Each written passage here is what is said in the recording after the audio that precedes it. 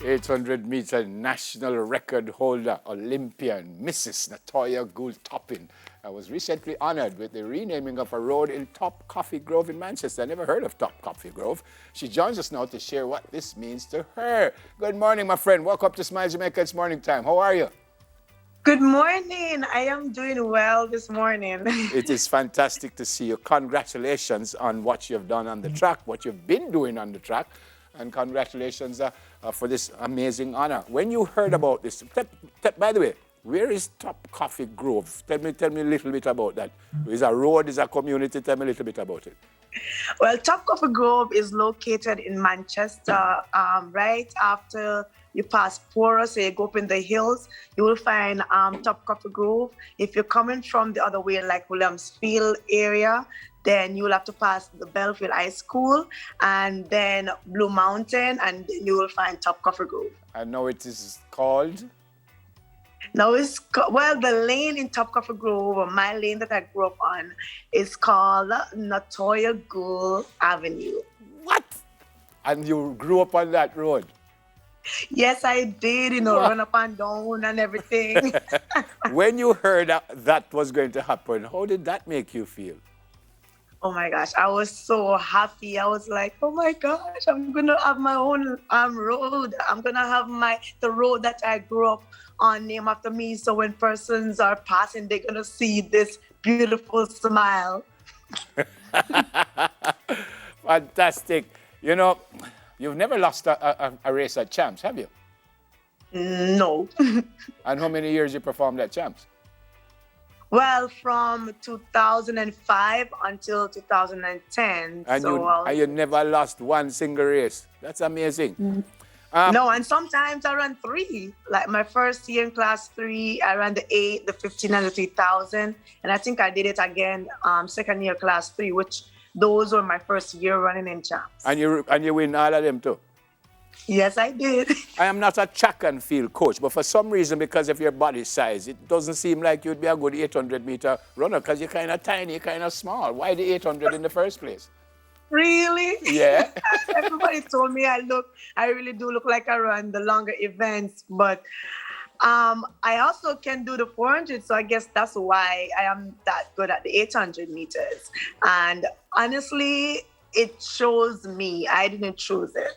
So, because I really thought I was going to be a 1500 runner back when I was in high school, because my 1500 meter time was better on paper than it was in the 800. But when I went to college, that was when I started doing better in the 800 meters. And I was like, okay.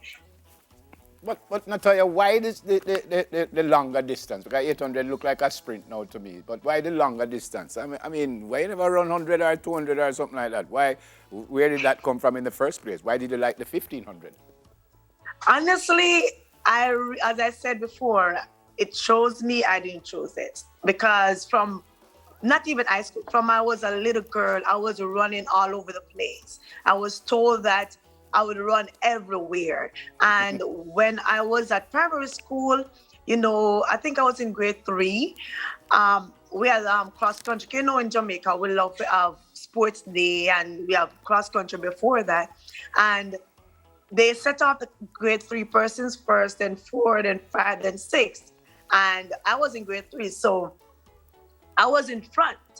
My brother was in grade 6 at the time, I think. And he saw me and he came running saying, "Is that my sister?"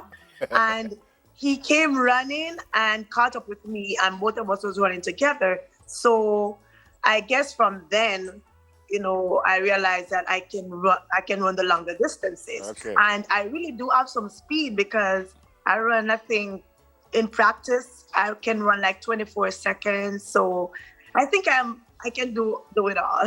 Yeah. You did any other sport? Yes, I actually love netball. When I was in grade 7, I did netball for a short period of time. Oh, and I think I can do other sports as well if I put my mind to it. All right. What about as a professional athlete now? How different was that for you, leaving Champs, leaving Jamaica, going away from home? How tough was that for you to say, well, all right, this is what I'm going to do. This is my life. How tough was that for you? Well, when I leave home back in 2010 for college, I was super excited because, yeah, got foreign. But when you're there and you miss your family, you miss everything that literally me and my roommate was sitting one day in our room and because we were in a dorm. And both of us was crying, and I know what I was crying for. But afterwards, we realized, like, we miss home because she was from Trinidad and I am from Jamaica. And was like, we miss home, and who was crying and everything. But then you get used to it. And transitioning out of college into the professional world, you have to be more disciplined because that's your job. In college, you get a scholarship, and some persons will be like, they just here because of the scholarship. But now you're on a different professional level where you have to always be on top of your game. Because listen, if you don't stay on top of the game, if you don't, stick to what the contract says, then you can lose your contract. Yeah. So it was more like trying to stay disciplined, and as I get older, because even though I'm this small, Neville.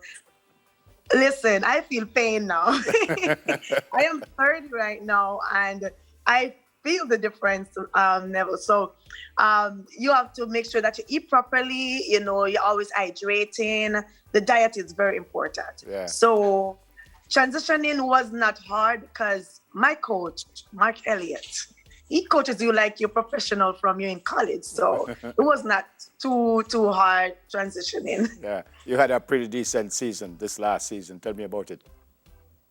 Well, as my coach said, this is the best season I ever had, despite what happened at Olympics. And we were not even checking it. I ran under 2 minutes 11 times, ranked number 1 for that. And is when it came out and we realized, really?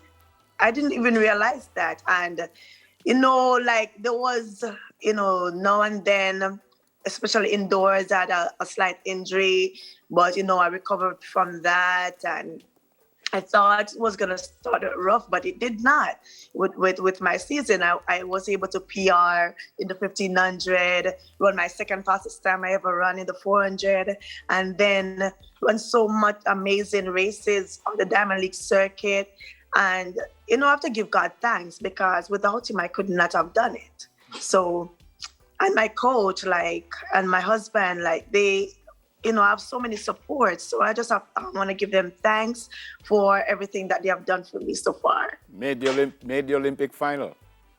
Yes, I did. Oh my gosh, that was one of my highlights. It was such an amazing time. I felt good and everything, despite what happened. But listen, it was amazing. Yep. I was so happy. Yeah. It's the second time you said, despite what happened at the Olympics. Why are you saying that? You did well at the Olympics. Why are you saying that? Yeah, I know I did well, but when you have an expectation for yourself and you know what you can do, and then it did not happen, then that's why I say despite, because, I was in the position of becoming the first Jamaican to get a medal in the Olympics, but that did not happen. So that's why I keep on saying despite what happened. Yeah. But as I said, I am grateful, and it's my first time reaching the finals at Olympics, so I can't ask for nothing more. What happened why you didn't get on the podium, you think? I think I overthink the race because I was in such a great shape, and I know I was strong. So I think that the move that I made on the backstretch was too sudden, and that kind of affected me in the last 100 meters. And if I'd not made that sudden move, then it would have been a different outcome. Yep. Did you know that you made a wrong move during the race, or was it after, when you were assessing your performance, you thought that, no, maybe I shouldn't have done that?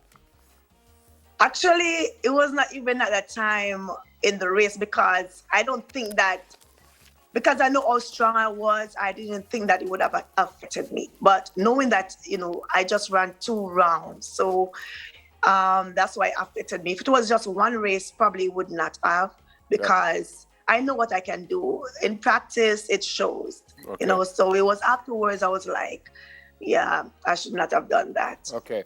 I know you started to train already. What's next? What's coming up? Well, my coach and I, because literally, I just came back and do my first run on Wednesday. So we haven't really set out anything much about what the coming season is going to be for indoors. But, we are definitely working towards, world championships and, doing, pick up where I left off. Okay. And a third Olympic Games, right? Yes. Congrats. Definitely. Congrats, my friend. You've been outstanding from the first time I saw you on the track. I thought you were an outstanding athlete. I still think you are an outstanding athlete. Congrats on the honor given to you in your community. That's amazing. And I just pray that you will continue to do what you've been doing and, do yourself as you have done. You've been outstanding, fantastic. And even though you didn't win the medal, you didn't get on the podium, you've been a brilliant Jamaican athlete, and I congratulate you. Much love, my friend. Always great to see you. And stay safe, and God bless. All right? Thank you very much. And Yes. I just want to say, I'm grateful for everything that you have done in my community. And I'm looking forward to, helping them out, like even with a community center. I just want to put it out there that I just need the land to be able to help out to build that community center. So wink, wink to those persons out there. Fantastic. That if you want to give me a piece of land in the community, then that would be really nice. Fantastic. Good to see you. God bless you. 800 You too. meter Thank national you. record holder and Olympian, Mrs. Natoya Goule. How much time I big up in that town? And team like a crescent name name for me. In summer. A team like a Bertis crescent. Kind of sharp. You know what I mean? I'm gonna work on it for you. Bertis crescent. That one. Still to come, the veteran, the outstanding Ken Boone.